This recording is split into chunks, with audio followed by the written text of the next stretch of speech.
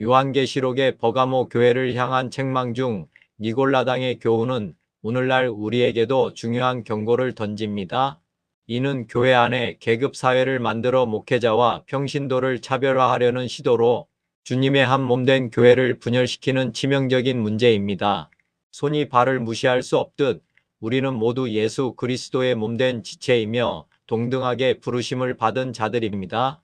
이러한 계급화와 직분의 제한이 과연 하나님의 원래 뜻이었는지 성경의 흐름을 통해 진단하고 우리가 회복해야 할 신앙생활의 본질이 무엇인지를 나누고자 합니다.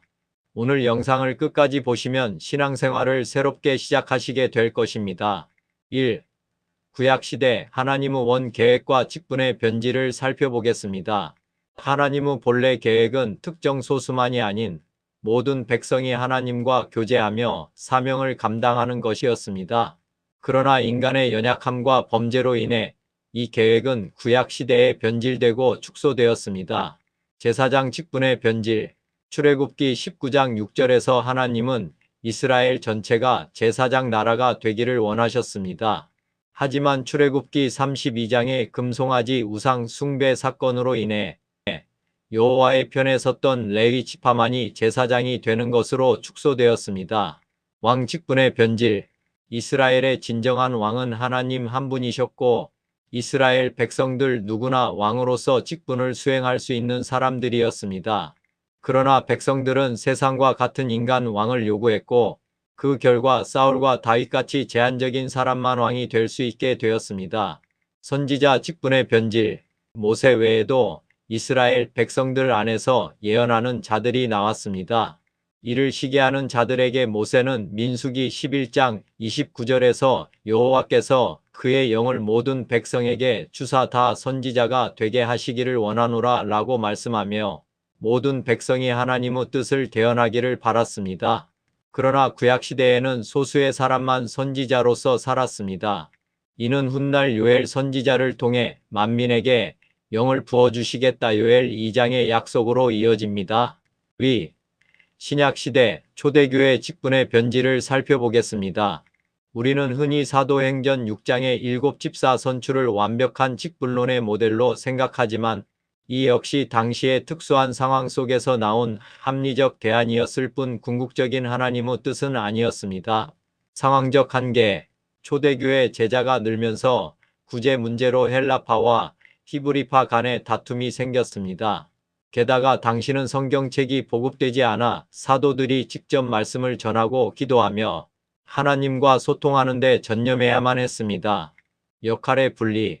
분쟁을 해결하기 위해 사도들은 말씀과 기도에 전무하는 자와 봉사를 전담하는 자로 업무를 나누었습니다.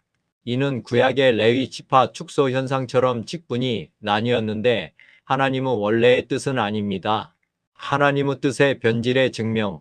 봉사를 전담하기 위해 뽑힌 스데반 집사가 실제로는 기사와 표적을 행하고 바리새인들에게 강력하게 복음을 전파하다 순교한 것을 보십시오. 말씀과 기도는 결코 특정 사역자만의 전유물이 아님을 알 수 있습니다. 3. 예수님의 삼중직 모범과 성령 강림을 통한 삼중직 직분의 완전한 회복에 대해 살펴보겠습니다. 무너진 하나님의 원 계획을 회복하기 위해 이 땅에 오신 예수님은 친히 제사장, 왕, 선지자의 세 가지 직분, 구약의 삼중직을 완벽하게 수행하시는 모범을 보여주셨습니다. 제사장으로서 예수님은 십자가에서 단번에 자신을 제물로 드려 하나님과 우리를 화목하게 하셨고 왕으로서 예수님은 사탄의 권세를 깨뜨리고 사랑과 십자가의 희생으로 세상을 다스리셨으며 선지자로서 예수님은 하나님의 말씀과 진리를 온전히 가르치고 선포하셨습니다. 예수님은 십자가 구속사역, 삼중직의 사역을 다 이루시고 승천하신 후 우리에게 성령 하나님을 보내주셨습니다. 이는 단순히 우리에게 어떤 능력을 주시기 위함이 아닙니다. 우리 안에 오신 예수님께서 성령을 통해 우리 안에서 친히 이 세 가지 직분을 수행하시기 위함입니다. 성령을 모신 우리가 예외 없이 성전이 되었다는 것은 다음과 같이 세 가지 직분이 회복되었음을 의미합니다. 제사장의 직분 회복. 내 안에 거하시는 하나님께 신령과 진정으로 직접 예배를 드리는 제사장이 되었습니다. 왕의 직분 회복. 만왕의 왕이신 하나님이 우리 안에 내주하심으로 하나님의 뜻을 따라 세상을 다스리고 사랑으로 섬기는 왕의 직분을 얻었습니다. 선지자의 직분 회복, 요엘서의 예언대로 성령이 부어짐으로써 누구나 장래 일을 말하며 복음을 가르치는 선지자가 되었습니다. 베드로 사도는 이 놀라운 진리를 다음과 같이 명확하게 선포했습니다. 너희는 택하신 족속이요 왕 같은 제사장들이요 거룩한 나라요 그의 소유가 된 백성이니 이는 너희를 어두운 데서 불러내어 그의 기이한 빛에 들어가게 하신 이의 아름다운 덕을 선포하게 하려 하심이라. 베드로전서 2장 9절 말씀. 나눔을 정리하겠습니다. 우리가 주님을 믿어 세 가지 직분을 받았다는 사실을 놓치면 신앙생활에 큰 오해에 빠지게 됩니다. 사도행전 6장의 상황을 하나님의 궁극적인 뜻으로 오해하면 나는 말씀과 기도에 전념하지 않아도 된다는 착각에 빠지게 됩니다. 그 결과 구약 성경을 대할 때도 심각한 편견이 생깁니다. 모세오경은 말씀과 기도에 전념하는 전임 사역자들만 보는 책으로 여기게 됩니다. 사무엘상하부터 역대상하서, 즉 역사서는 교회의 장로나 지도자들에게만 해당하는 책으로 여기게 됩니다. 선지서는 특별히 선택받은 선교사들이나 읽을 책으로 여기게 됩니다. 이것은 결코 하나님의 뜻이 아닙니다. 하나님의 참된 뜻은 베드로전서 2장 9절 너희는 택하신 족속이요 왕같은 제사장이요 선지자라는 선포에 있습니다.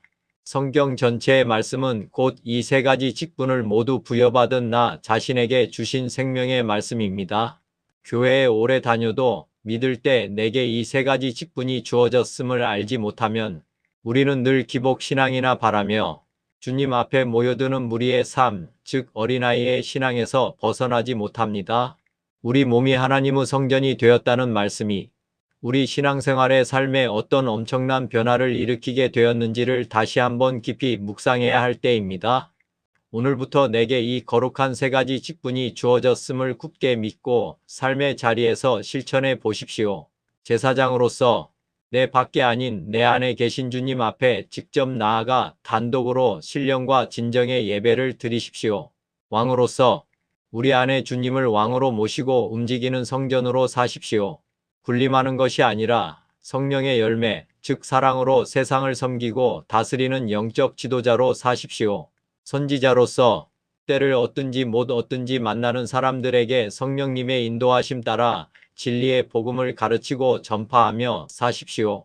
매일매일 이 세 가지 직분을 가지고 살아갈 때 우리의 삶은 서서히 예수님이 나타나는 삶으로 놀랍게 변화되는 것을 경험하게 될 것입니다. 주님 안에서 이 놀라운 삼중직의 직분을 온전히 누리며 사시는 성도님들이 되시기를 간절히 축원합니다.